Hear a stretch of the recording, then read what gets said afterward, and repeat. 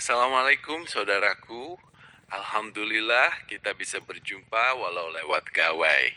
Senang rasanya bisa ngobrol lagi sama kamu dalam keadaan sehat walafiat, tidak kurang suatu apapun. Kita kumpul begini dalam rangka mendengarkan kisah dan nasihat buat kita yang lagi berjuang jadi pejalan pencari ridho Allah. Semoga nantinya apa yang kita dengar di konten ini bisa bermanfaat dan jadi berkah buat kita semua ya.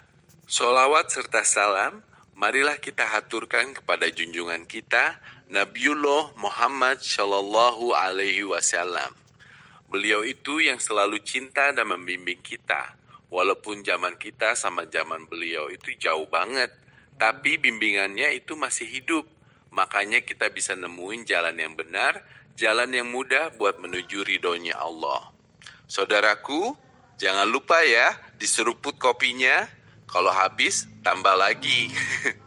Obrolan kita kali ini ada suara musiknya, biar suasananya agak hangat. Sekalian juga lagi ngetes musiknya, ini copyright apa bukan. Oh ya maaf nih, gambarnya ini pas malam hari.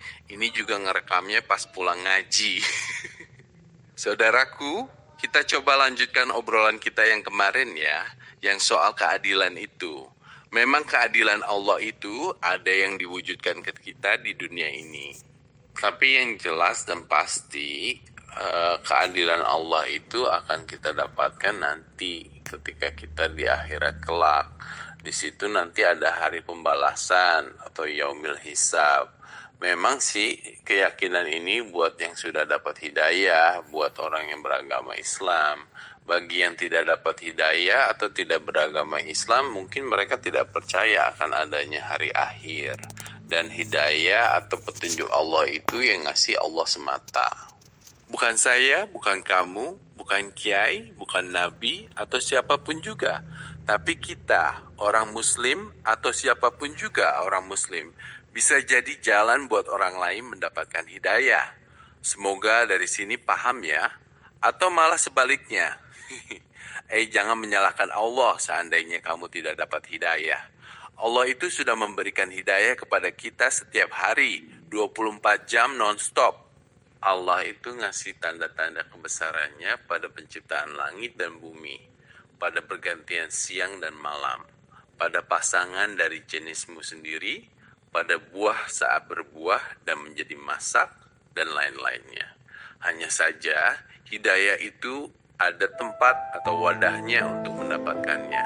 Artinya, Allah setiap hari sudah mencurahkan hidayah kepada kita, dan bisa kita dapat kalau kitanya mau menerimanya atau tidak menolak. Seandainya kita tidak mau menerima, wah hidayah tidak akan kita dapatkan. Walaupun semua orang menasihati kita, sedangkan kitanya tidak mau menerimanya, wah sampai bibir daur pun gak bakal kita dapat hidayah dari Allah. Yaitu tadi, alasannya karena kita tidak punya wadah hidayah. Gue contohkan nih, ibarat hidayah itu adalah air dari sumber. Kalau mau ambil untuk diminum, ya pakai tempat, misalnya gelas. Atau seseorang mau jadi jalan ngasih air ke kita, ya kita terima lalu kita minum. Kalau tidak menerima atau menolak, ya nggak dapat air itu. Jadi wadah hidayah itu adalah kita mau menerima Allah, bukan menolak. Menerima kebenaran Allah dan ketetapan Allah. Menerima Allah sebagai Sang Maha Kuasa atas segalanya. Menerima Allah sebagai Sang Maha Pencipta, pencipta alam nyata dan alam gaib. Alam raya ini adalah ciptaannya.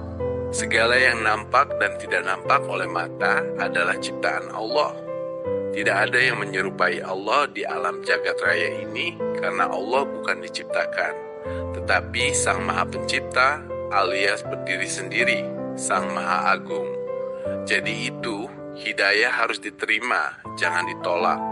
Termasuk mencari kebenaran Islam, bertanya tentang atau penasaran tentang Islam, itu termasuk mencari wadah hidayah. Semoga yang sedang mencari hidayah segera mendapatkan hidayahnya Allah. Amin. Lanjut ya bro. Tentang keadilan Allah. Allah itu suka sama pemimpin yang adil, pemimpin yang tidak pilih kasih, Pemimpin di sini bisa berarti pemimpin suatu negeri, pemimpin keluarga, dan lain-lain. Tahu sendiri kan, kalau Allah suka terhadap seseorang, maka orang itu jadi walinya Allah. Kalau walinya Allah, ciri-cirinya salah satunya yang nyata adalah bila sudah meninggal dunia, jasadnya tetap utuh, segar seperti orang tidur. Jasadnya tidak membusuk atau mengering. Jasadnya dijaga oleh malaikatnya Allah. Tidak ada makhluk melata yang berani merusak tubuh kekasih Allah. Ada sosok pemimpin negara yang sudah meninggal dan dikubur, tapi ketika kuburannya dibongkar, jasadnya tetap utuh. Insya Allah beliau walinya Allah. Ada lagi kisah orang yang jadi kekasihnya Allah. Jadi ada orang itu meninggal lalu dikuburkan. Rupanya kuburannya bercahaya kalau malam dan baunya harum. Tahu kan kalau malaikat itu tercipta dari cahaya? Apa gerangan amaliyah yang dilakukan oleh orang tersebut sampai kuburannya bercahaya? Rupanya orang tersebut orang biasa, bukan ulama atau ustadz. Bahkan orang tersebut tidak menonjolkan diri ketika ada pengajian. Orang tersebut duduknya selalu di pojok belakang. Tapi yang tidak diketahui orang-orang adalah waktu hidupnya beliau suka menyantuni anak yatim. Saking pedulinya beliau kepada anak yatim, beliau membuat tempat tinggal untuk anak yatim. Dengan jerih payahnya sendiri, tapi belum jadi. Karena takdir Allah, beliau meninggal dunia lalu dikuburkan. Dan rupanya kuburannya bercahaya. Singkat cerita, banyak orang penasaran mau melihat kuburannya. Dan banyak yang bersedekah, akhirnya hasil sedekahnya dipakai untuk melanjutkan bangunan anak yatim yang belum selesai. Ada lagi cerita orang yang menjadi kekasih Allah. Dia seorang perempuan, suka pergi ke pengajian. Singkat cerita, beliau meninggal, dan rupanya karena suatu hal, kuburannya harus dipindah. Saat dibongkar, rupanya jasadnya tetap utuh, tidak membusuk. Dan usut punya usut, rupanya amal yang dilakukan ibu itu ketika hidupnya adalah mengambil paku atau sesuatu yang tajam di jalan yang beliau lalui. Takut kalau paku itu melukai orang lain yang lewat. Dan masih banyak lagi cerita orang-orang yang dikasihi Allah yang lain, para muhsinin atau orang yang berbuat ihsan. Maka jadilah orang yang baik dan orang yang berbuat adil. Saudaraku, tentang keadilan Allah kepada kita manusia, Allah itu sudah menetapkan ke kita sesuai dengan kodratnya dengan seadil-adilnya. Jangan kita melawan atau ingin merubahnya. Misal, kita jadi laki-laki, maka kita harus menjalankan fungsi kita dengan sebaik-baiknya sebagai laki-laki. Begitu juga yang sebagai perempuan, harus menjalankan kodratnya sebagai perempuan. Jangan diubah-ubah fungsinya. Apalagi saling iri dengki. Misal, yang laki-laki iri sama perempuan, atau sebaliknya, yang perempuan iri sama laki-laki. Misal, kenapa sih laki-laki kok nggak hamil, kok perempuan saja? Wah, bisa kacau balau dunia ini, karena ulah keinginan manusia. Atau misal hidung iri sama mulut, mulut iri sama telinga, telinga iri sama mata, mata iri sama pantat, pantat iri sama tangan, tangan iri sama kaki.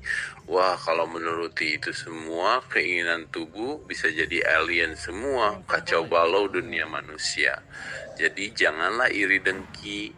Terima semua ketetapan Allah, semua pemberian Allah itu sudah yang terbaik, yang paling pas, dan tepat, yang paling adil.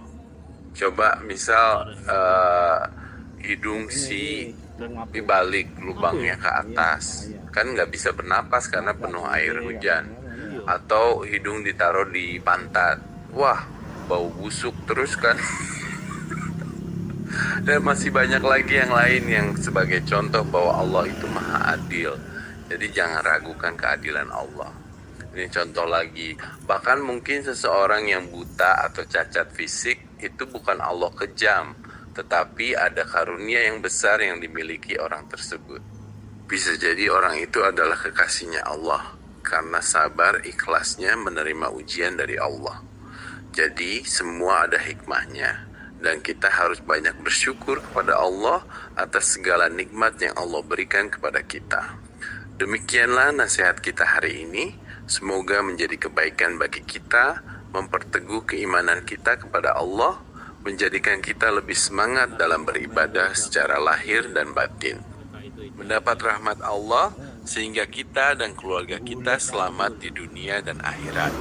Di dunia kita selamat, di akhirat kita masuk surga, tidak nyangkut di neraka. Semoga kita termasuk orang-orang yang dicintainya.